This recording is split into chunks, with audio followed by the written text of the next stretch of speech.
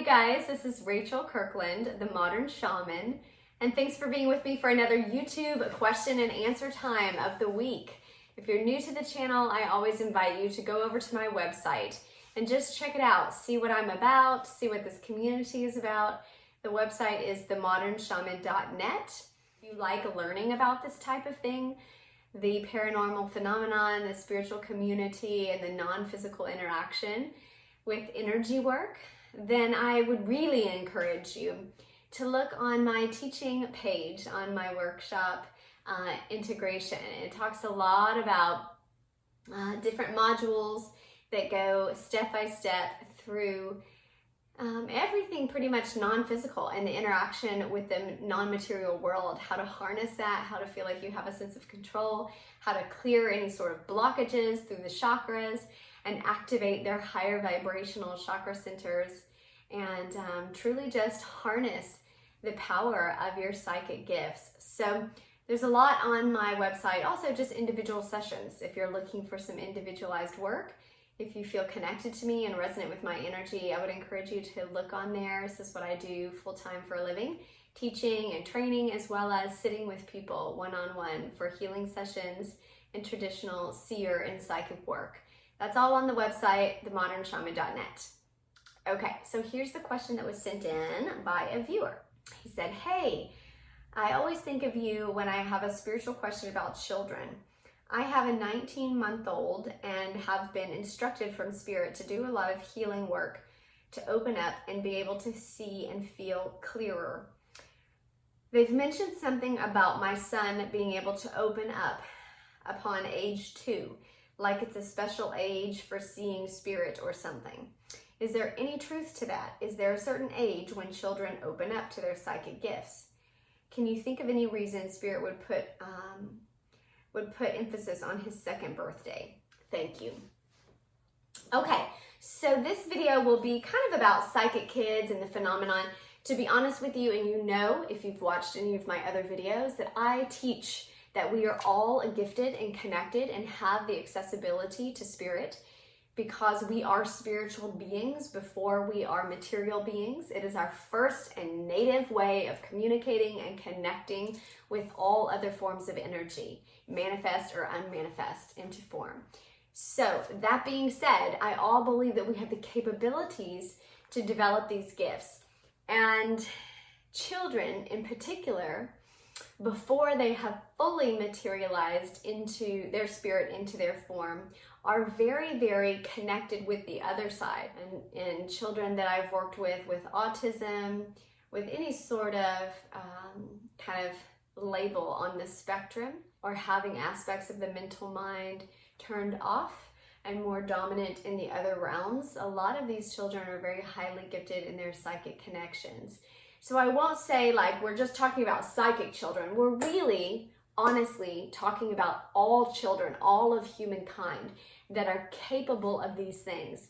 However, a lot of the environment, and this is the nature versus nurture argument, right? A lot of the nurtured environmental factors in which we put the children determine whether their psychic gifts and their communication with non-physical is celebrated and therefore developed and validated, or is demonized or viewed as something very negative, and so it's hidden, or they're ostracized for it, or worse, labeled as crazy or put in hospitals. I've had clients on both sides of the spectrum of the way that nurture has truly handled their gifts. So the first thing I want to say, I'm using 2 fingers, I should use 1 finger. Number 1, right? Number 1 is this age 2, and you brought this up, that Spirit had told you that age 2 was going to be important for your son, or that there was something specific about this age. And I can use some examples from my own children because I have 3. And I can also use examples of children that I've worked with over the years and adults that I've worked with as parents of these children that are navigating through the non-physical realm and trying to gain a sense of stability and understanding and sanity through their connections. So age 2, and we'll take that one first, it specifically helps us connect and bridge. It's a bridge point age for our spiritual connections into the human form, where the spirit is taking a dominant expression. We are still very much attached to our linear experiences, our linear memories of past life activity, of past life trauma, of past life connections. Much of our dreamscape, our dream world, much of our daytime dreaming. So this will be like daydreaming or kind of being off in your own world, our playtime, our imaginative play. And remember, age 2, a lot of them are not super vocal, all right? And so a lot of their life and a lot of their time is spent in the interior realm. And so upon age 2, we find a shift where a lot of the interior realm that is no longer connected to this lifetime, meaning any relationships, any trauma, any issues that were in past life connections, because the soul doesn't view it as a past life. It's just part of the sequential story of you, of the same soul, as if chapter upon chapter of the same book of your soul, right? It doesn't view it as something separate. Those traumas, those experiences are just as accessible to us because they are us. And it's still part of our experience. This is so much of why generational karma or past life trauma comes up in people, because it's the same. It's not viewed from the soul as something separate from you, right? And at age 2, we begun to move into a time that's a little more cognitive and a little more verbal in the expression of what they're experiencing. And so we find that the child itself begins to experience a lot of activity in the non-physical realm, a lot of which is still connected to other lifetimes, and they start processing them into this lifetime, the lifetime that they have with you, or into this timeline and materialization of form. And so what happens is that we start to notice it more as the parent, as the adults around them, as the world that they're in. They start to stand out more, and things become a little more obvious, more acute.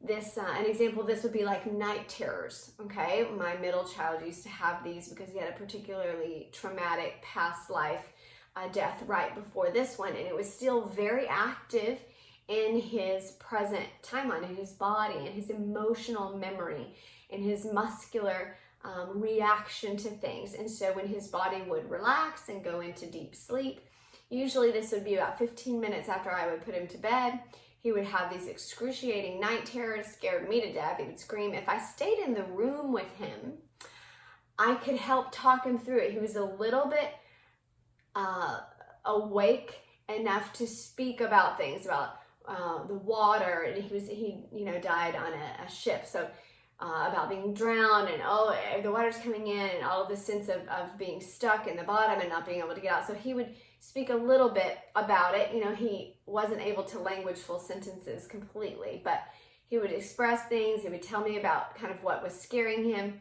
still while being in that trance-like theta state of sleeping and in between cognition and like between wake and asleep state. So from there, he would explain this stuff. I would help him get back to sleep. I would calm him down.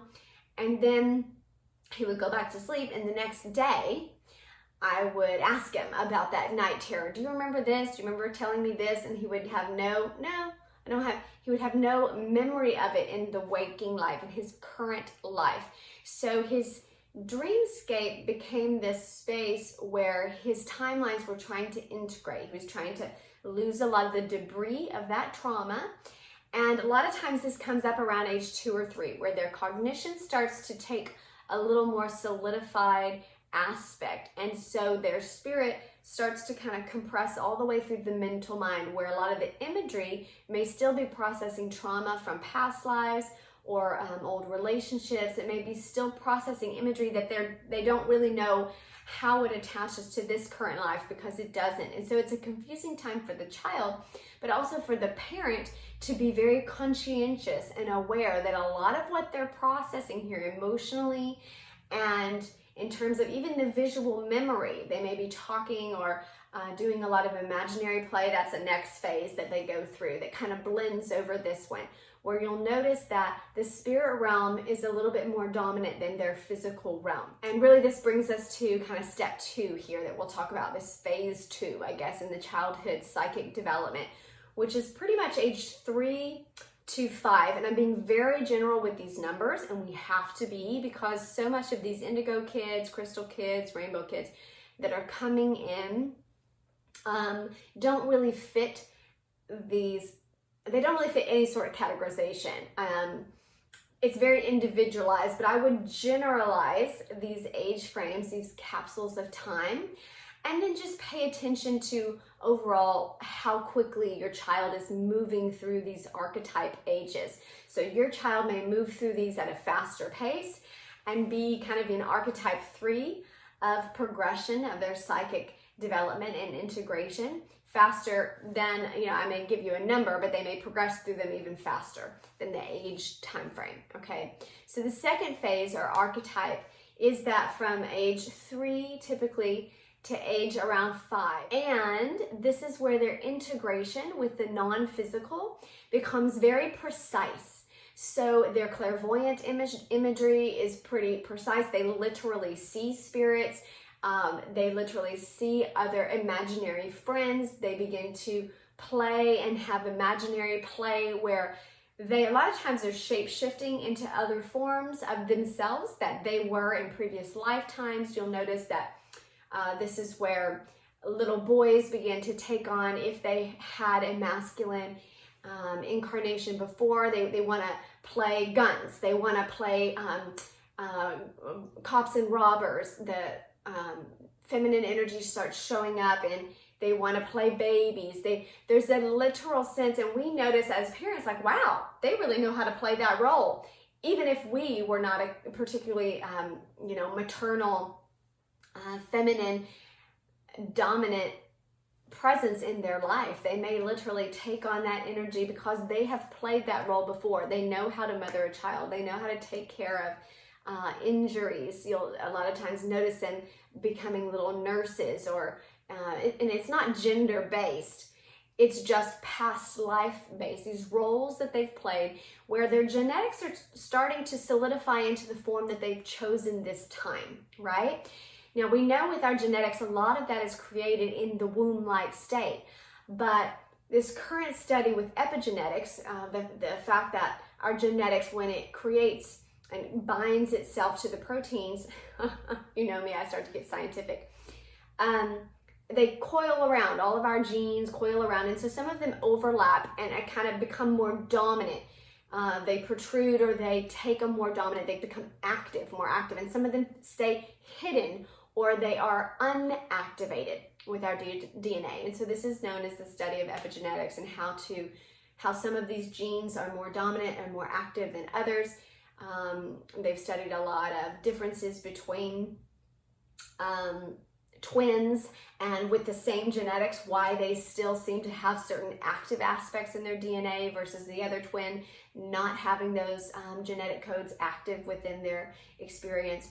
So when the DNA is already encoded into our being, we start to literally activate certain aspects of our genetic components, and this really starts to show up in a lot of the play, because our past lives are also stored and connected. All of that memory is within our DNA. Genetics are so powerful. They're just a storehouse of our information of the soul, and how a lot of our character traits have been passed down generation from our figures, like our ancestors, but also from our own past lives, where we've connected and created that. Now, some of those genetics, like I said, are more dominant than others, more active in our experience. But when we start to move into this imaginary play, this is where we start to kind of solidify what's going to be active in this lifetime, reminding ourselves of whether there was a certain aspect in one life that becomes really predominant, and we start to play that role again. And this becomes a lot of imaginary play within the children. This is very healthy for a sense of becoming individuated, becoming individualized, figuring out who they are, figuring out what they like, what they don't like. This is across the board. It's not just personality traits. This is also taste buds. This is also, in a scientific way, a lot of the way that they are coming to decide what this life will stand in, what they will be about, what their tastes will be. And even though these ebb and flow, this part of the life, 3 to 5, is really where we start to solidify the activation of particular genetic code and start to find a sense of self within that and determining the self. This is again where the nurture aspect starts to come into play. Whether we're nurtured, and a lot of times we just do this without realizing it, the cultural kind of capsule that child is in, the family dynamic, and that little nucleus of their family, how they view the childlike play, like if they let them play the role of the little nurse and, oh, you're such a good little doctor, you like to take care of things, and then that becomes nurtured and amplified throughout the sense of that person's lifetime, and those become dominant traits in that person's experience. So the psychic phenomenon of that is that these are actually very active past life or soul traits that this soul has developed over many lifetimes, over sometimes lifetimes in other planetary spheres or outside of this experience, meaning the soul is not bound to the earth. The soul is not bound even to form. And so even another planet in having lifetimes there, it is unbound by space and time. And so the soul itself as an energy component and an energy mechanism, if I may call it that, of personality and storehouse of information, it carries itself and still may translate some of the things that the job that it does in non-material form, the job that it does in between lives, the character traits that it takes on in the non-material form as a spirit. Many children that are showing up on the scene today have had major jobs as a sense of guides for others, as a sense of just powerful lifetimes as avatars, and those that kind of stay in the non-physical realm to act as guides over the energetic transference of what is going on with our Earth in this part of the galactic center as we're moving through time and space. So there's a lot more components to it that begin to show up on the soul's memory and why it's here, and those begin to materialize in. We see it mostly through the ages of 3 to 5. Then that third archetype phase, which is the timeline of about 5 to 6, sometimes it stretches to 5 to 7. And again, remember, I'm giving these as generalizations of time, but your child can move through these archetypes quickly or slower. It's just a sense of maturation for the soul. So whatever level and rate they mature and assimilate and integrate their spirit into their form, this may look differently, and the timeline may look different for your child. So be loose with the timelines.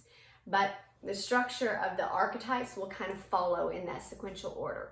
So the third one is the fears. When the fears start to become on. So this is like when they've been in this material realm a little longer and they've heard enough of the societal, do this, don't do this, go here, this is dangerous, giving in a little bit more language to fear and understanding what fear is.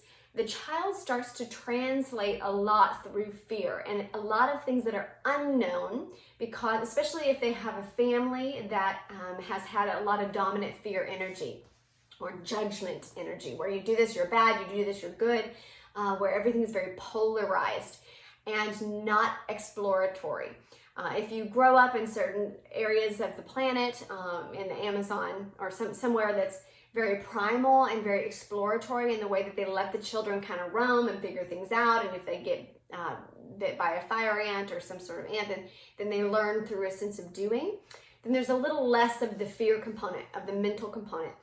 But typically, this last phase of the psychic integration comes through because the child is now starting to take on a dominant, integrated aspect of the soul. Their auric field is still not solidified yet Typically, it takes a child to about 7 or 8 to have a solidified auric field. So they're very psychically exposed. Their chakras are not fully developed. And remember, the spin of the chakra, or the energetic organ as it's growing, contributes to your auric field, which is kind of like a shell around you that amplifies out from electromagnetic frequency of the current and beat of your heart, which is translated all the way through a sense of hormones, a sense of and a hormone, also like your neurology, a lot of the things within the body translates through to that electromagnetic pulse and then contributes to the auric field around the body.